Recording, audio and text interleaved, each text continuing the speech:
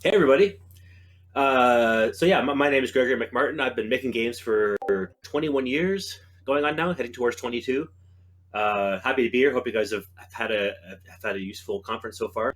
Um, I wanted to keep this hour relatively open. I just wanted to introduce myself a little bit and tell you a little about my background and what I've done over my career. It's been a lot of different things, inside of which you guys are welcome to ask me anything at all. Specifically, I guess I want to reference a little bit of how different is how making games the last 20, 21, 22 years has what I've learned over the last 22 years. I'll put it that way, and it's a lot.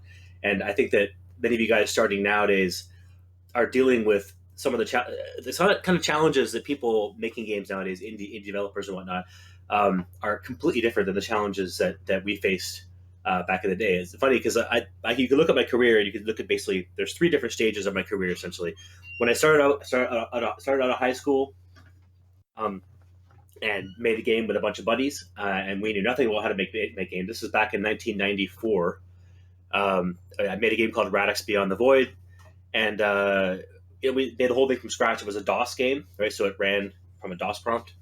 If any of you guys know what DOS is, I'm not sure if some of you guys hopefully do know what DOS is, but it's getting pretty old now.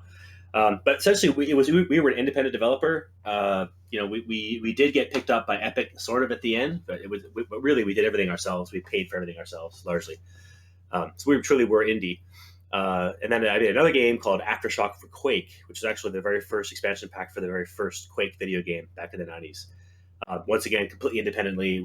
Had an independent contract with the company that distributed the game, and completely independent. Matter of fact, we didn't even have a deal with id back then. It was we just made all the stuff ourselves and put it on the shelf. And back then there were ways to do that. Sort of technically, nothing we shipped on in that game had anything to do with id. But you think, of course, you couldn't use it without Quake. So we were completely indie, and then essentially I sort of went into a AAA career. I started off at Cave Dog Entertainment, where I worked on a really big game that unfortunately never actually shipped, called Amen: The Awakening.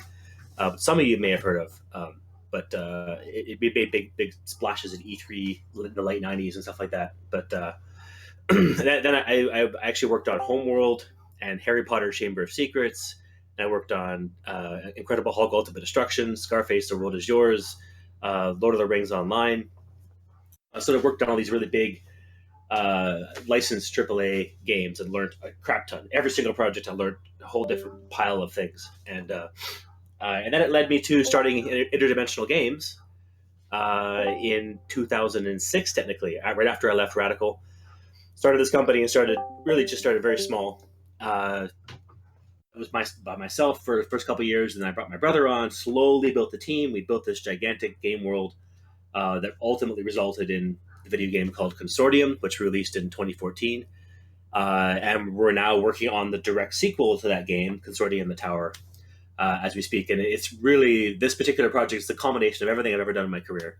Um, and I think my career is different than most people's. I've always strove to work on good projects. I've been offered gigs and jobs that have nice titles and whatnot, like lead designer on this or that. I've said no to some of them because the project doesn't interest me. I've always been very picky about what projects I jump onto and try to make sure that I leave good games in my wake, if you will. But it's amazing how much things have changed in the last 20 some odd years. I mean, really amazing. And before I continue, I'd like to get a sense of who you guys are. There's a bunch of you listening here. And I'd like to get a sense of, how many of you guys are just gamers versus, I know I see a couple of our fans in there. Mikkel, welcome. Sir Marth. So there's a couple folks here that are Consortium fans, that are backers and are part of the Consortium, the Tower community. But some of you guys aren't. I'm curious, those of you that aren't, what's your background? Are you guys indie developers? Are you guys just like sort of tinkering around with the engines? Are you hobbyists, or are just some of you work in the industry? Are any of you guys AAA devs? I'd love to know a little bit about all you guys, and maybe I can structure what I talk about to be useful for you guys, because I want it to be useful. I don't just want to ramble. I want to engage with you guys. So throw me any questions you have, and I'd like to, help you guys make it a useful hour for you all. Jesse, you're a marketer. Gotcha. Cool. Game programmer. Medium-sized games. Gamer mom, nice. 3D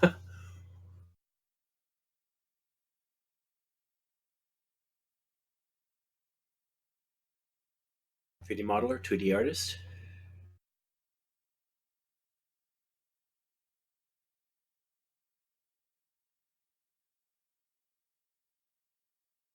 Chris, you're a Discord developer. That's cool.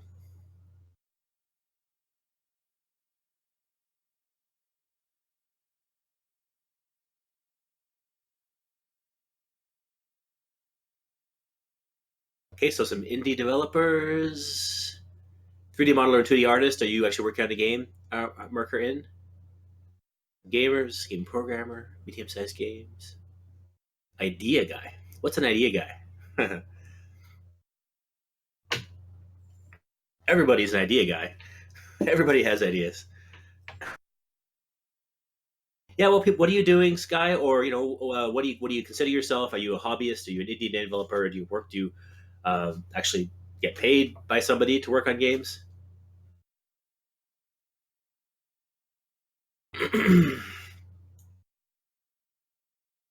The interesting thing about making games right now in this day and age is that it's funny because I remember we all, I know that myself and John Maver and some of the old crew from way back in the day um, used to reminisce about, oh my god, it'll be so cool in the future when game tools allow you to do this and that and the other thing. Like I vividly remember brainstorming with Maver back in the '90s.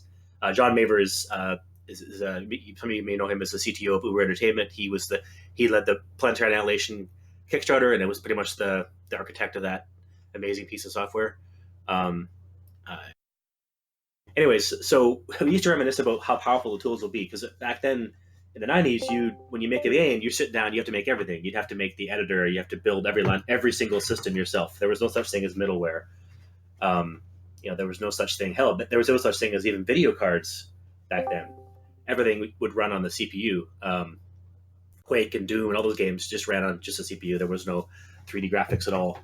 3D graphics hardware, I should say. So you had to write everything yourself, everything from scratch, and that was what you're used to. But we used to imagine, oh my god, it'd be so cool when you can easily do this, easily create craft worlds, or easily assign powerful material surfaces that could have all these properties and all the stuff we would fantasize about is now ordinary. Everybody has access to something like, say, the Unreal 4 engine, which is an unbelievable piece of software. Like the more we're working with it, the more we're fundamentally blown away by its sheer power and dynamic efficiency in terms of dealing with large pipelines and solutions to things. There's so many different ways to do the same thing, and they're all valid ways to do the same thing. See, attempt to be a programmer, fail because you're terrible at everything. Ghosty, guaranteed you're not terrible at everything. Guaranteed. There's something you're really good at, and you gotta find it. Working for others, freelancing money. Okay, so working, getting paid, that's good. Mostly a programmer. Make terrible games for terrible people. That's not nice. Writer, programmer, game designer. What else you need that ain't art? Okay, got you. Finally got the head of a keyboard. Yeah. Silent Hill Studio. So a lot of you guys are developers. That's cool. Mobile games, contract for bigger publishers. Yeah, it's interesting. You guys have a lot of different things. In this day and age, there's so many different ways to work on games. The computers that you have and you hold in your hands are more powerful than the desktop machines we worked with in the '90s to make then AAA games.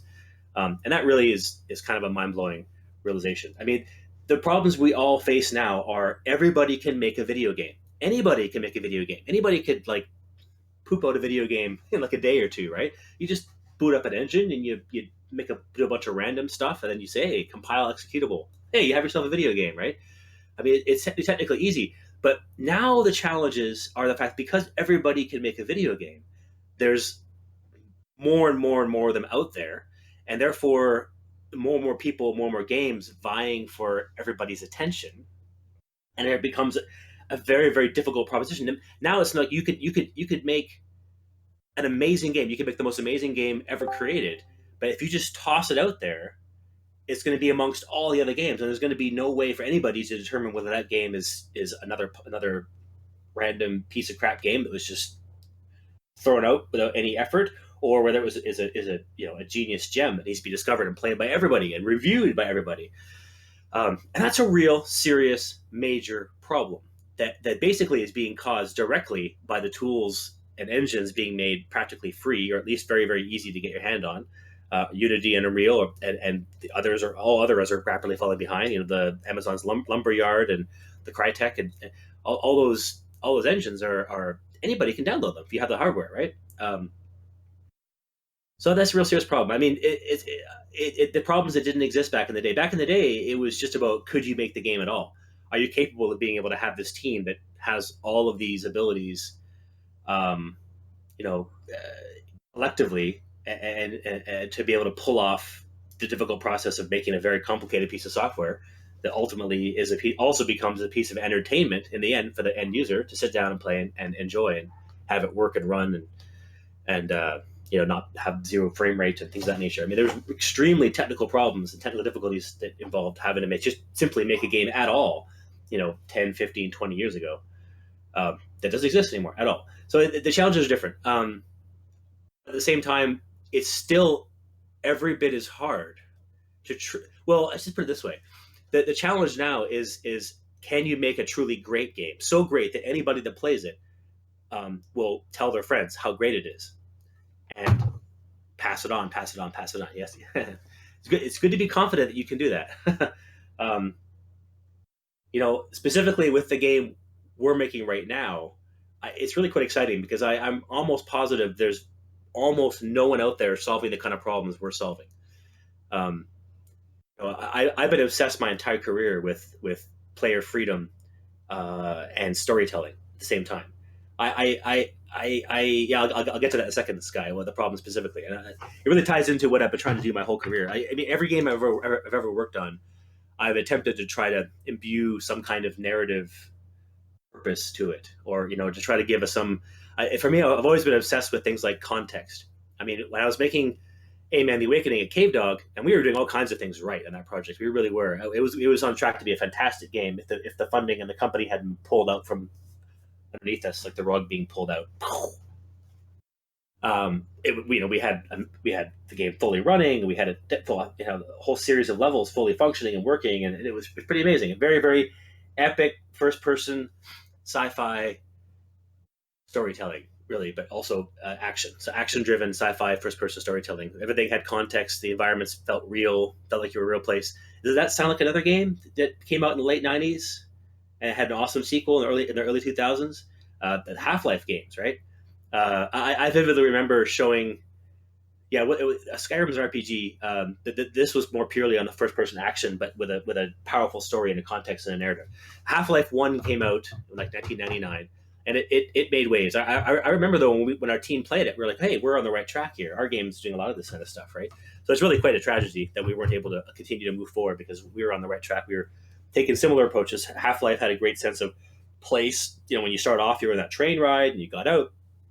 It's like you're going to work. You're just this dude going to work, and there's people sitting at desks and saying, "Hey, how's it going?" And you can go do your job essentially. And then of course all hell breaks loose, and aliens start zapping into the world around you. And but it had that spark of like, what if you could throw the player into a world that felt well realized, it felt believable, it felt like it could exist, and the player's not on rails. You can look at whatever you want to. You can go wherever you want to. You always have control of your camera. The whole idea of cutscenes were repellent to the development teams that made Half-Life and Half-Life 2 and the Half-Life 2 episodes, right? I'm not.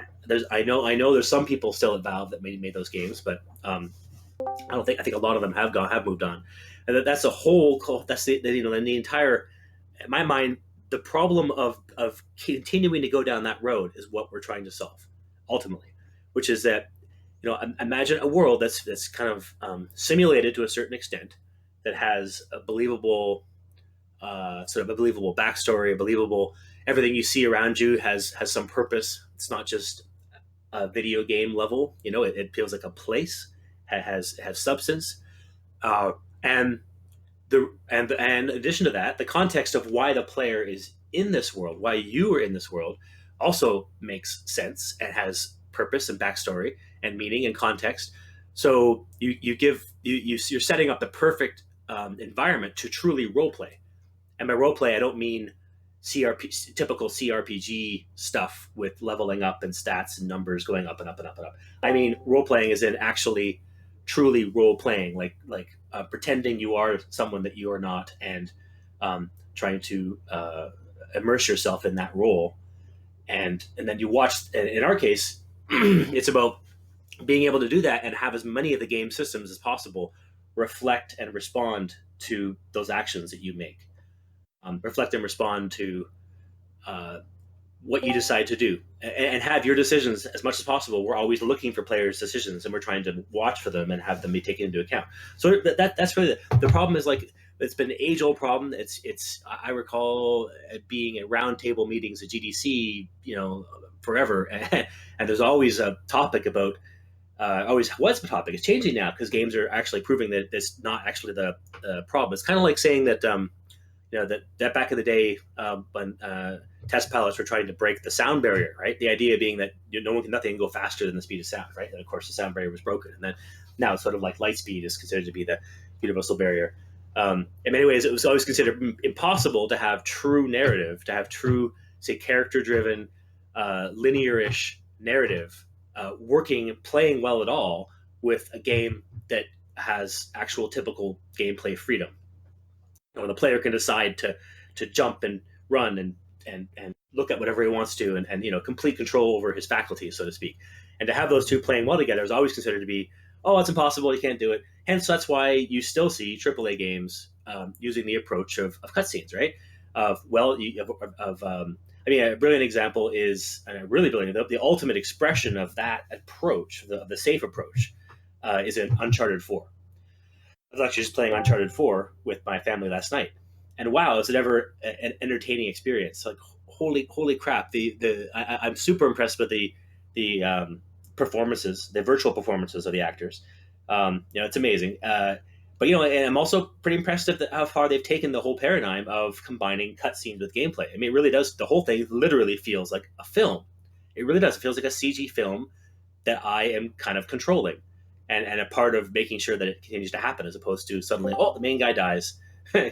um, it's quite fascinating. The level of work they put into making it so that when you're actually in gameplay and you're controlling the character in third person and he's like moving to the world, that he'll say comments and say things about what's happening around you, and so they did all the things of context. They do it. They definitely get a great sense of place and purpose, and but at the same time, it's just no doubt whatsoever. It's a video game, and you literally are controlling this dude, and every now and then you have to put the controller down and watch the movie play out, watch the characters do their thing. I mean, you're literally just watching the scene play, written by a bunch of screenwriters, play out in front of you that you still have control over.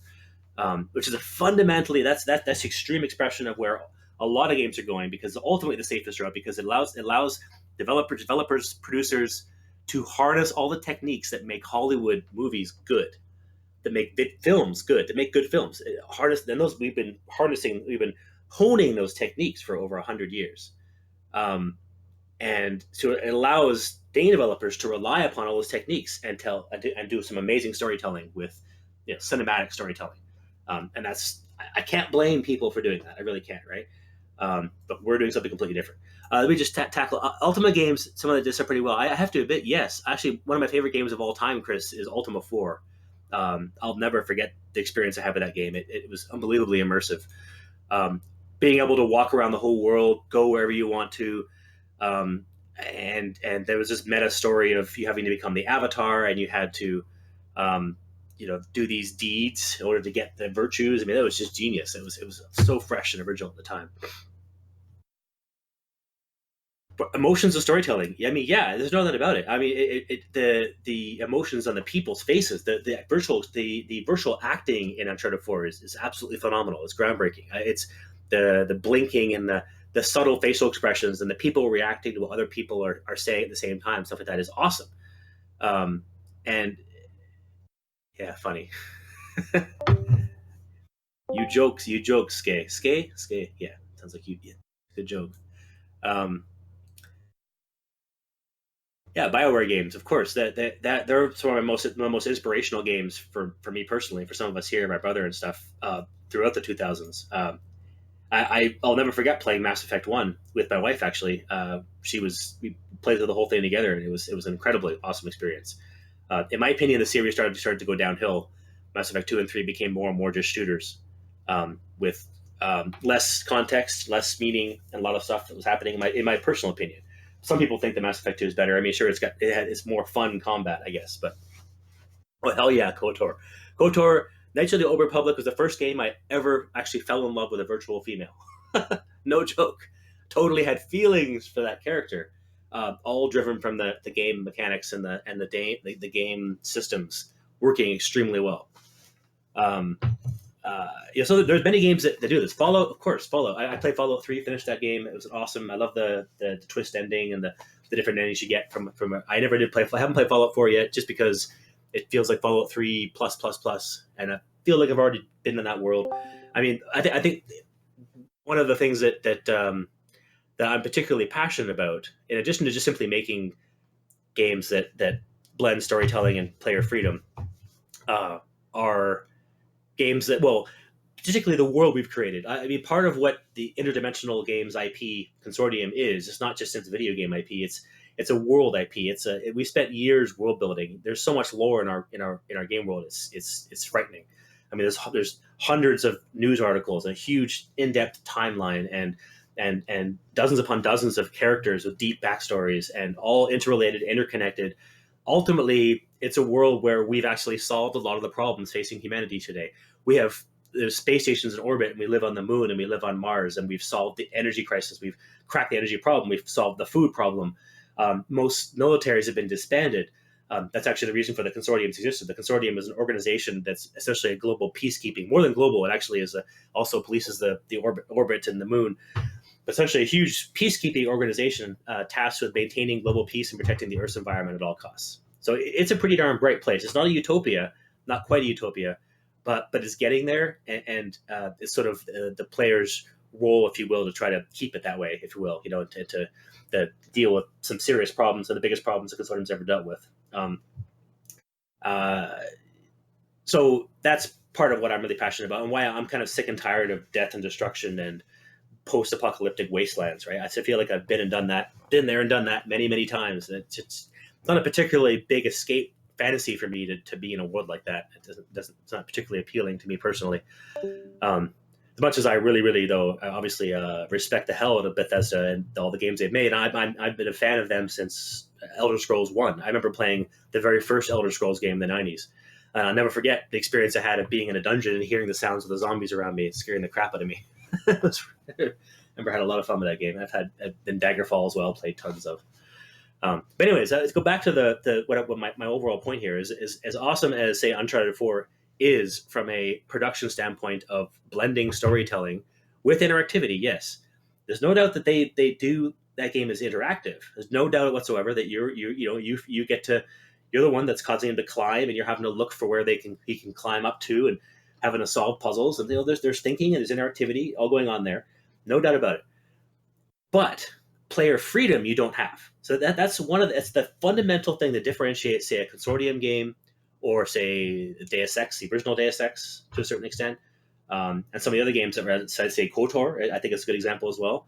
Knights of the Republic and say Mass Effect 1, say Dragon Age, to a certain extent, is really in the realm, or Half-Life even, right? I mean, in many ways, Consortium 1, because we actually used the Half-Life 2 engine, is kind of Half-Life, but you can speak, right? Rather than being mute all the time. It uses the same ideas of being able to just walk around, talk to who you want to. Well, walk up to people, whoever you want to whatever you want, but you actually can also have conversations with anybody around you.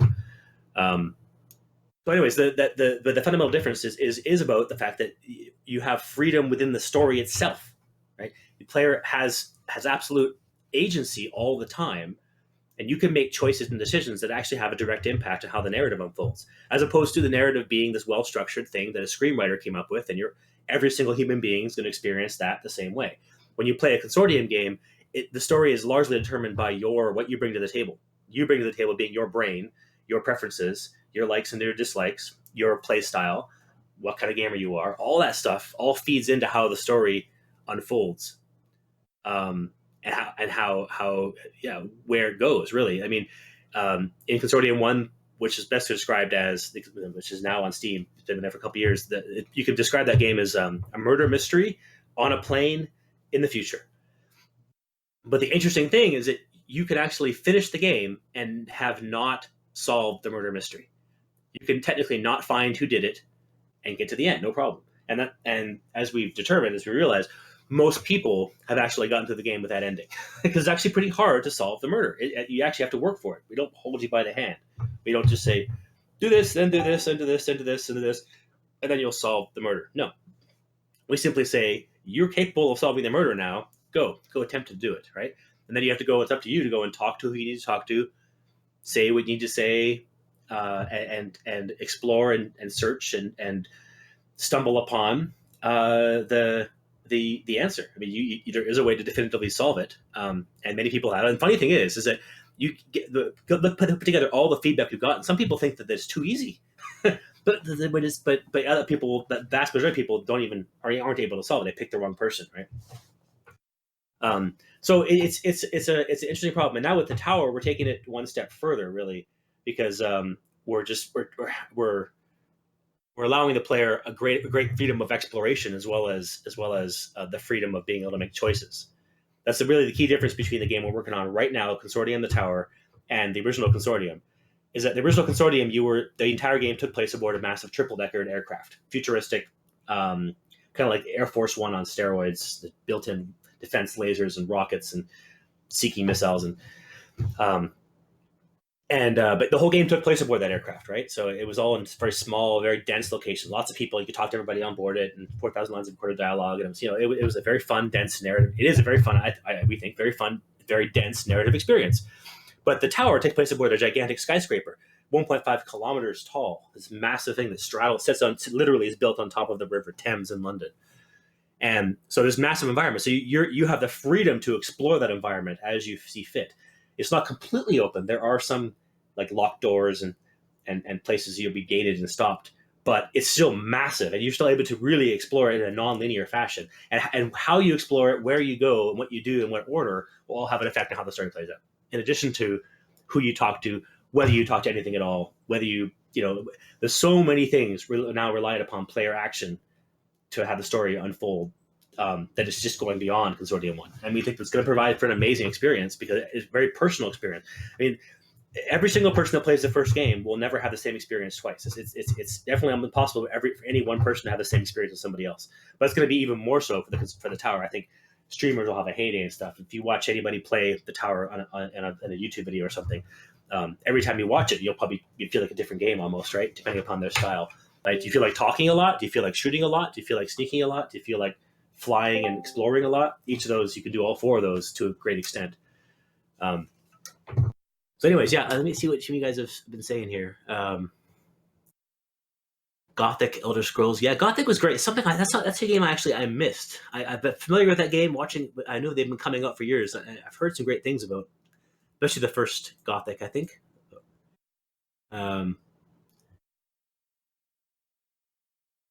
Fallout and Skyrim. Yes, exactly. That's the thing with open world games, is that while you do give the player massive freedom to explore in games like Fallout and Skyrim. Massive freedom. Go where you want to, go to any dungeon you want to, go into any town you want to, anytime you want. Go if you see the mountain in the distance. Hey, let's go to the mountain. You can go there, which is awesome. So massive freedom and exploration. But the narratives, of course, they're triggered cutscenes that happen at certain times. They're gated by if the player does this, and this time, and player goes here, trigger this cutscene, right? And not to mention the fact that which is interesting to me, people have complained about how the dialogue system, and especially the new Fallout, doesn't do a very great job of giving the player a sense of real freedom to make interesting choices on the dialogue side of things.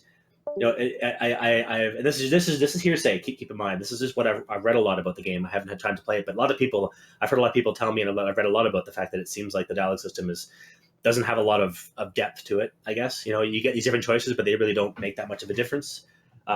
which is precisely what we're doing with Consortium the Tower. We're trying to solve, rather, which is that your dialogue is a gigantic chunk of the game. That what you say could have a huge impact. You have to be really careful what you say. Maybe sometimes it's best to say nothing. If someone asks you a question, you don't have to always necessarily answer. If you got to think about, should I answer this question? If I answer it, should I tell the truth? Should I not tell the truth? Should I just stay quiet for now? Those are all very, very valid things to think about when you're talking about dialogue and Consortium. Because dialogue, anybody here that knows, because there's a couple Consortium fans here, and they can tell you how powerful dialogue is in the first game in terms of how it can change the story. Some pretty major decisions made there, and that's not changing at all with the tower. We're taking it even further. So let me think here. This makes me think of Undertale. Undertale, yeah. You know what? Yes. It's funny. Undertale is Consortium light in many respects. It's obviously the perspective is completely different. It's not first person. I think that almost any Undertale fan would love Consortium because the fact that you can actually talk your way through the entire game, right? Like in Undertale, how you can make funny jokes and you can do all these things that to sort of get through the combat, so to speak, without actually fighting. That's precisely what the Consortium game's about. And what in Consortium 1, we have these complicated armor and weapon systems and multiple weapons and full Diablo style inventory system and all this stuff. But yet you're actually capable of being able to not use any of it. You could actually play through the entire story successfully of Consortium 1 and never once pull your gun out. You can actually, you can never shoot anybody, and yet you successfully complete the story. Because you are a Consortium bishop, you're able to use diplomacy. That's one of your key tools. Ghosty, I think Sir Marth is maybe going to answer that question. He's one of the fans one of the guys in our community. I mentioned it earlier as well. I don't want to repeat for people that have been here from the beginning. But quickly, it's a murder mystery on a plane in the future. You can just look up. It's on Steam. It's called Consortium. It's on Steam. We're working on the sequel now. But I'm particularly proud of what we're doing because I say, no one's solving this problem because we're building upon what we did in Consortium. We're able to look back with great confidence and hindsight to understand the structure, the stuff we invented for that game. We're able to now confidently build upon that and do way more with it in the second game. So it's good. But the result's going to be a game that people are going to think came out of nowhere. Consortium wasn't particularly a commercial success. We had problems launching it. We being an indie game developer, and I could talk about that for a bit if you guys want. The difficulties of making that game. As I say, we started the company in 2006. Well, just myself, basically. I just incorporated the company, if you will, and then spent a long time just by myself, just thinking about the game design documents and thinking about the engine we were going to use, and then slowly I built a prototype by myself of Zenlo, which is the aircraft. This is the game. Built it all with CSG, with constructive solid geometry, with brushes in the Hammer editor, which is what the Source Engine has for its editor. And built that over about a year or so, year and a half. And essentially, then I brought my brother Stephen MacMartin. He started working on, at the time, actually, he started working on fleshing out some news articles, things like that. And we started working on world building. We started fleshing out the world, fleshing out the characters. And he started coming up with characters. And essentially, then we went into we built what we call the alternate reality game. We brought a very talented Flash artist on board on contract, and she helped us make this really cool alternate reality game that anybody can still play to this day. If you go to interdimensionalgames.com and click on the experience thing, you'll trigger a Flash alternate reality game. It's a sort of really cool, wacky game that takes you deep into the backstory, and it's all interactive and it's kind of neat. And then we did that, and we ran that for quite a while, and that sort of helped establish the base backbone of our lore and the backstory. And that was 2010 when we launched that. At that point, we were desperately finding funding because we know we needed money to actually build Consortium. So I applied for what was then the brand new Canada Media Fund up here in Canada. We're based in Vancouver, Canada, BC. And we applied for that in 2010. That was a massive stack of documents. I mean, huge. It was this gigantic, massive stack. We created these custom books that were like a couple hundred pages. And I made a 45-minute PowerPoint presentation. So there's also this digital stack as well. People would sit down and press play and watch me blabber on for 45 minutes, pitching the game to everybody, and had videos and showed showed the prototype and just a mountain of stuff. And luckily it was enough to impress whoever people were judging it, and we got $500,000 to make that game. And that was really the watershed moment of the entire company. Obviously, that actually allowed us to now to bring on some expensive programmers and artists and things like that to actually now put into production this game that had been sitting in our brains for so long. So we started production officially in 2011, May 2011, which is actually coincidentally when my firstborn daughter was born. So that was a pretty intense year, as you might think. That first year, it was very intense. Not to mention the fact that if I get to the noodly details, things started getting pretty hairy by the end of 2011 because we didn't have yet an agreement with Valve to put Consortium onto Steam. This is actually pre-Greenlight. So 2010, there was no Steam Greenlight. The only way to get a game onto Steam was to basically send a build to Valve, and then they'd sit down and come up with some conclusions and send it back to you. And often they'd give you no reason. They simply say nope, or they'd say yes. And we sent them a build late 2011. And looking back at that, it was laughably early, but it was the best we were able to make, having invented all this stuff. We had successfully invented our interactive storytelling system, which we now call the IDGi one interactive storytelling technology. We had that fully working and represented. We in there we had lots of temp voice acting, but it still represented the freedom and the ability of the player to make choices and talk to people. We had the entire plane explorable and a whole bunch of systems online. So it was pretty darn impressive from a development point of view, but it obviously looked very early. And Valve was like, we can't. This game's not high enough quality to put on Steam. So no, that caused problems at no end because it caused us the ability to get we weren't able to get another tranche of money from the CMS. They didn't give us all $500,000 at once. So they gave us in chunks. So they were contractually obligated to make sure that we were actually going to go on to Steam before to get more money. So they held that back. So we were left with serious cash flow problems. And going into 2012, we had a couple people that were very passionate about the project, and we sort of dug down hard and worked and found other solutions. There's something called the SRE SRED claim. There's a tax claims up here, scientific research and development, sort of like a development tax claim. You can apply for if you're working on something that's very experimental that may actually never see the light of day or may never be finished. You can actually sort of get money back for developing something like that. And luckily, they accepted our application for that, and we did get money from them. So that helped us keep going to the 2012.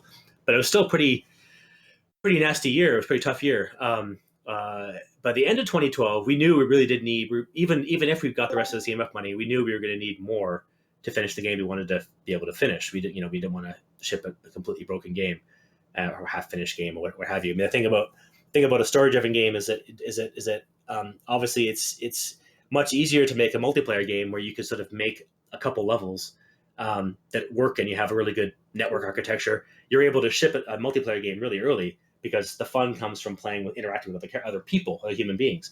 Single player game, the fun all comes from the story unfolding and how the story unfolds. And obviously, you can't ship a game with half finished story, right? You're killing yourself. So, the end of 2012, we actually went to Kickstarter for the first time. We actually spent tons of time producing a video, trying to knock it out of the park, so to speak. And we launched a Kickstarter for Consortium 1 on December 1st. December 1st? Yeah, I think it was December 1st, 2012. And it bombed horrendously. We did everything wrong in making that Kickstarter. The video was extremely well produced and slick, but did a horrible job of really pitching the game to people. We attempted to try to actually announce the existence of the IP itself to the world and have a Kickstarter at the same time, which is just a terrible idea. No one should ever do that. Especially nowadays, but back then it was still just especially bad.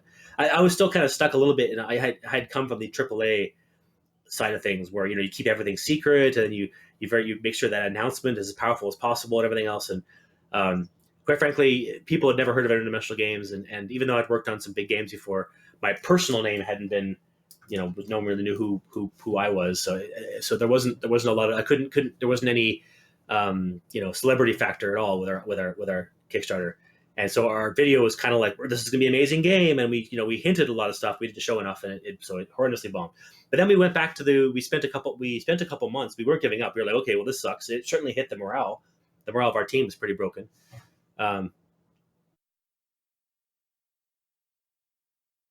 Yeah, Sir Martha, totally. Yeah. I think that's I'm gonna move on to crowdfunding now. Well, it makes sense. It's just telling the story of making Consortium.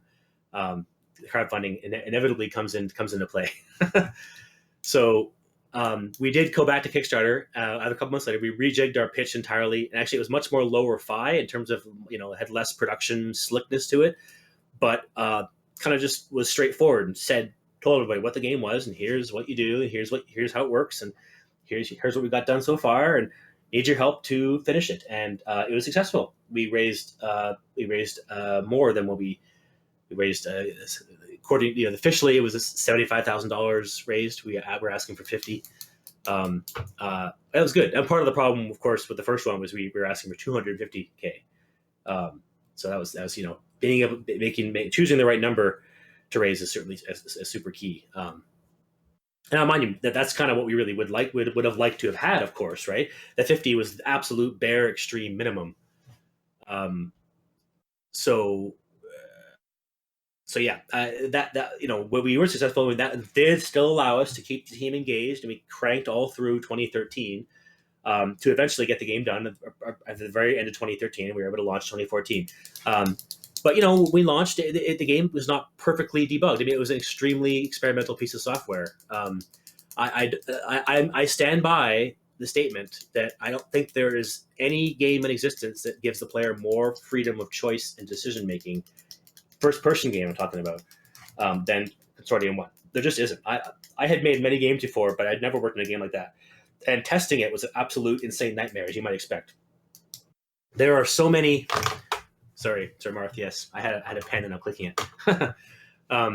There are so many different threads and so many different avenues of potential choices you can make in Consortium that you need a team of 25, 30 people, each told specifically play the game this way, make this choice, do this, do that, in order to make sure that we've worked out all the nooks and cranks. Because by the time we shipped, we could play through the whole game ourselves. We did different paths, different choices, and we weren't finding any major bugs. I mean, we tackled most of them. So we launched, and we had lots of people saying, "Wow, this game's amazing, this game's awesome." But some people hit some major bugs, and they got really angry and posted negative reviews.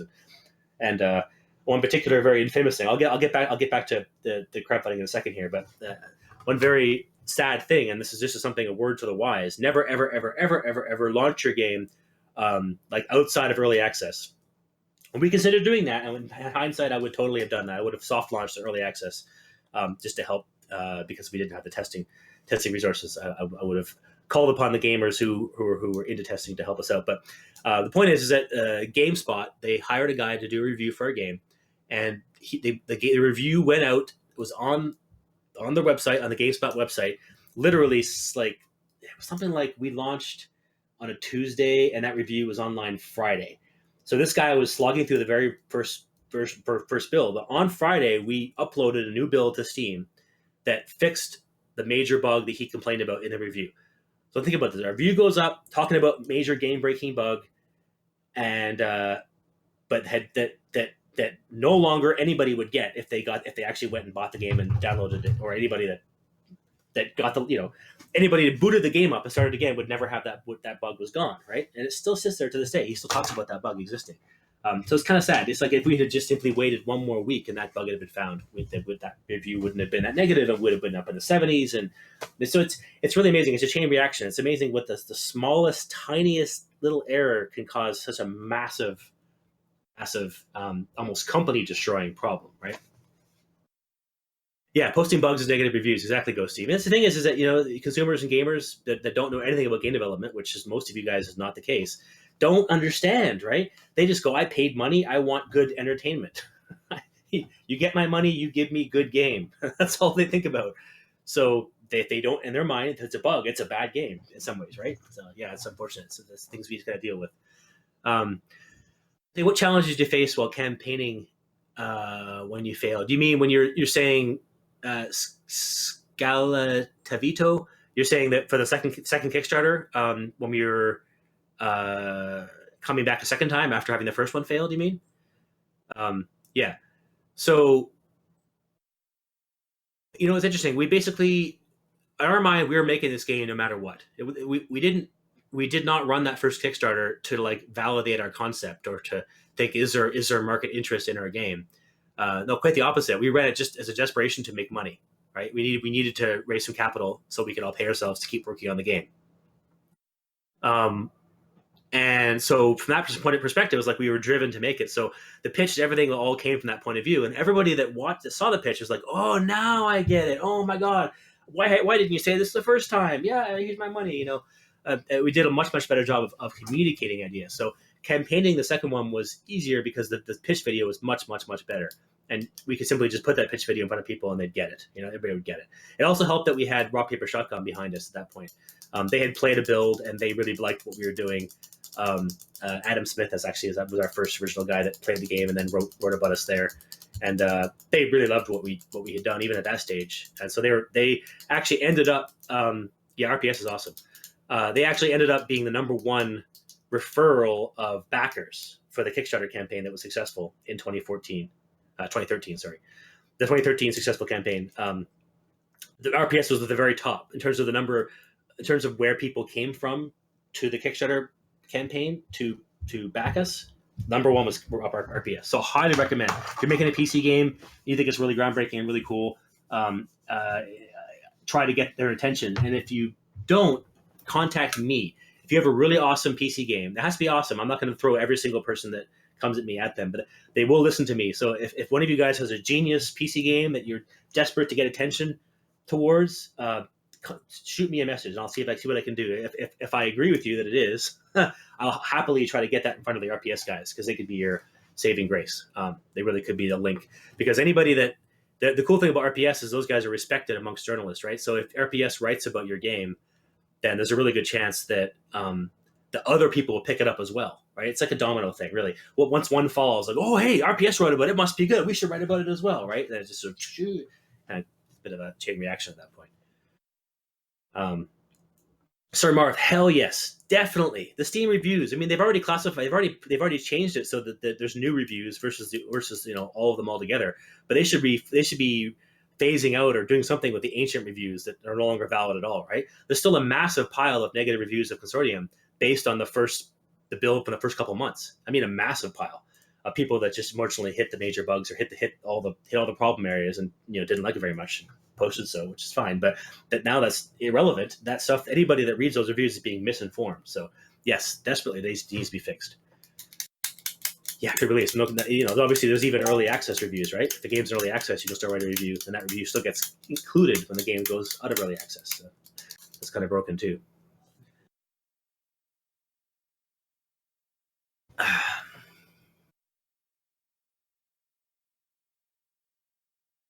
Kalisher, it's fair enough to expect reviewers to update reviews. Yeah, you know what? It definitely is our bad. I mean, there's no doubt about it. We launched Consortium a little too early. We took it out of the oven a little too early. Unfortunately, I mean, okay, the main problem here is that we didn't use early access. We should have put it early access and said, this game is probably going to be buggy, probably going to have problems. Please bear with us. If you play it now, please send us your thoughts. We'll be forever grateful. Something like that. That's how we should have actually launched it and put that in the early access, little text box there, right? I think things would have been very, very different. We think we would have been able to officially launch and get reviews on the game that were much more finished and bug free.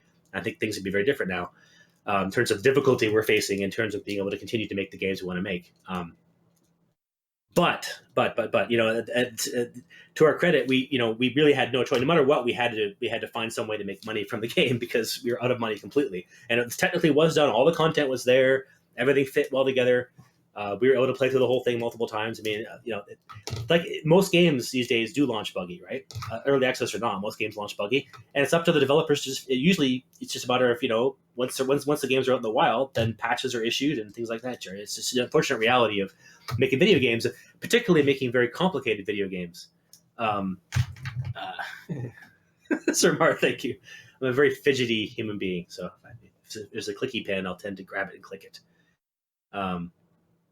Ooh, We Happy Few. Jesse, yes, I love that game. I'm a backer. I backed those guys on Kickstarter happily. The We Happy Few Kickstarter pitch is one of the best I've ever seen. Really, like truly genius. Those guys are awesome, and I've been watching their updates. They've been sending out their updates, backer updates, and they're genius. They're so good. They're so professional, and so dedicated. I highly recommend We Happy Few. I strongly recommend supporting those guys. True independent game developer pushing boundaries. It's like a first person survival sim. We were in this city in London, at an alternate timeline, and everybody's hopped up on this drug, and you got to like pretend you're taking the drug as well, otherwise you'll get taken into jail or something. I mean, it's really really quite interesting. Um, let me see here. If you love science fiction, in many ways people have referred to Consortium as being like a first-person choose-your-own-adventure Star Trek. It's like literally like imagine you're on the Enterprise with the crew, and you can walk around and talk to any of them, and a story develops around you. It's kind of like what's called a bottle show, where the whole story takes place before the Enterprise. That's very much Sky. It is a story-driven game, but what's interesting is it's actually also a survival game as well, right? Which is really interesting. Like when they're actually launching an early access, and the way they're doing it, I haven't played it yet, mind you, but the way they've described they're doing it is in my opinion, the only way to do it. If you're a story-driven game and you want to release an early access, this actually is a... So Lizo, thank you. Awesome. Woohoo! Hope you enjoy it. All I ask for anybody here that plays Consortium, please, I just have a couple requests to make sure you get the most of it and you don't get the wrong impression of it. So dark room, no distractions. So turn your cell phone off, please. So dark room, headphones, no distractions for like 3 hours. Just completely, totally try to immerse yourself for a couple hours, and you'll get what the game's about. It's not a horror game. Consortium is not a horror game. No, it's got a few scary parts in it, but it's definitely not a horror game. It's very much sci-fi, extreme, hardcore, hard science fiction. It's a hard science fiction first-person game with lots of...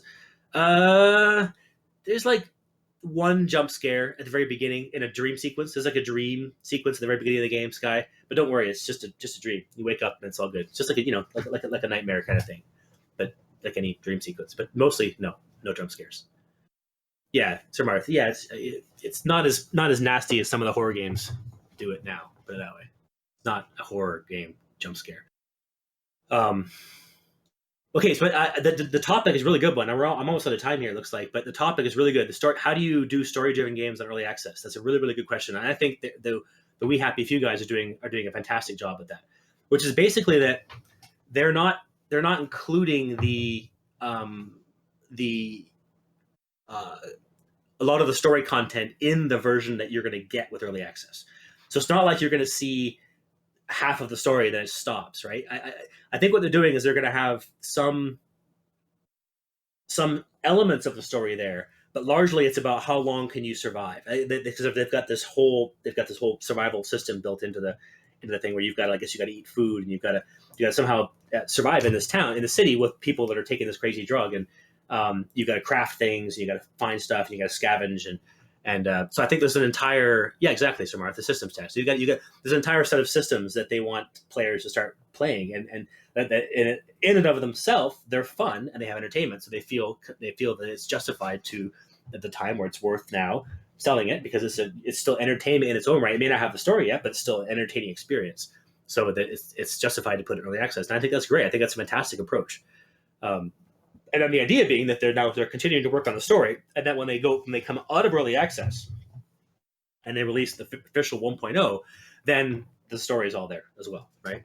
I think that's just perfect. I think The Long Dark has taken a similar approach. Long Dark's been in early access for years now, and it's a hardcore survival sim, right? Where you're just up in the northern Canada, and you just got to survive in the snow and like avoid getting eaten by wolves and stuff. But they've recently released a trailer that shows this single player storyline that looking to craft into it. I've always been waiting. I was like, I'll wait until there actually is a single player story there before me diving in, because personally I'm not a super fan of just the idea of how long can you survive kind of thing. But anyways, kind of running out of time here, but I think that any other questions or things for me? Well, my time is up. But yeah, the problem we're really solving and then continuing to solve is the age-old problem of player freedom and agency. That's literally what Consortium Games is about. It's what we're trying to do. It's the idea that if you feel like you want to make your mark on the story and have it be yours, that's what a Consortium Game is all about. When you get to the end, you can feel secure that was your take. That what happened, what transpired, all the things that went down, that's your your version of the events that have transpired, and no one else will have had that precisely the same way as you. So cool. And the tower is going to take that so much further. It's super exciting. The most exciting project of my entire career by far. It's truly, every day I get to work on it. I'm like, oh my God, it's so cool. I get to work on this right now. It's really great.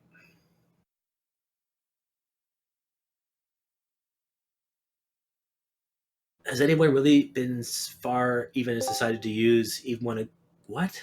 Skate? What? I have no idea. That sentence is hard to read. Most fun part of how we're developing Consortium? I would say definitely the interactive storytelling system was the most fun and hard part, because we were totally inventing this whole our own approach to interact. We were inventing an interactive screenplay system while actually writing the story at the same time. That was very, very, very challenging. We also had to cast all the characters, figure out the voice acting pipeline.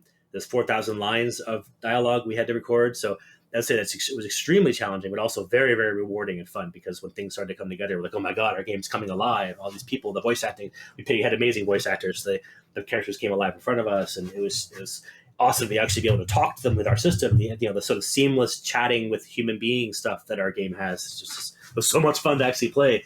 So as it was extremely hard and challenging, it was very rewarding at the same time.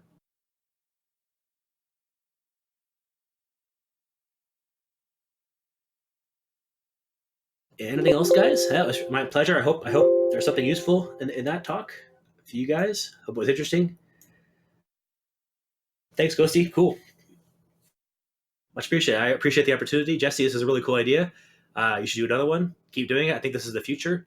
I think digital virtual conferences are a fantastic idea. Most definitely. Maybe next year, Jesse, you make this a VR. I'll make this a VR conference. We can all jump into a big VR room together and stuff. We all have consoles. Sir Marth, go ahead. Absolutely. Yeah. Any of you guys that do like Consortium, want to join our community, we have a Discord community as well. So please go ahead and link away. Thank you, everybody. I really appreciate it. I really appreciate it a lot. It was a lot of fun.